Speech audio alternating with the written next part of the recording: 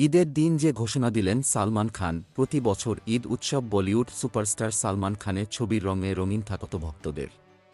এবার ব্যতিক্রম। কেননা এই ঈদে প্রেক্ষাগৃহে নেই ভাইজান।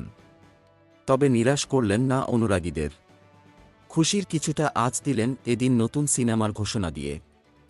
নিজের সামাজিক মাধ্যমে সালমান লিখেছেন, এবারের ঈদে অক্ষয় টাইগারের বরে মিয়া ছোটে মিয়া এবং অজয়ের ময়দান দেখুন। পরের বছর সিকান্দারকে দেখবেন। এতে স্পষ্ট যে এবারের ঈদে নয়, পরের ঈদে তিনি ফিরে আসছেন।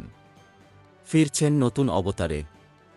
ভাইজানের দেওয়া তথ্য অনুযায়ী তার নতুন ছবির নাম সিকান্দার। ছবির পরিচালক আর মুরুগাদাস। গত বছর সিনেমা হলে মুক্তি পেয়েছে সালমানের টাইগার ৩। ৩০০ কোটি টাকা বাজেটের ছবি মাত্র ৪৬৬ কোটি টাকার ব্যবসা করেছেন। ফলে আগামী দিনে ভাইজানের কামব্যাকের লড়াই বেশ কঠিন। এদিকে অনেকদিন হল বক্স অফিসে সাফল্য পাচ্ছেন না সালমান। এর মধ্যে মুক্তি পেয়েছে একাধিক সিনেমা, কিন্তু সন্তুষ্ট করতে পারেনি কোনোটাই। নতুন ছবির ঘোষণা শুনে ভক্তদের প্রত্যাশা এবার বীরের বেশেই ফিরবেন প্রিয় তারকা।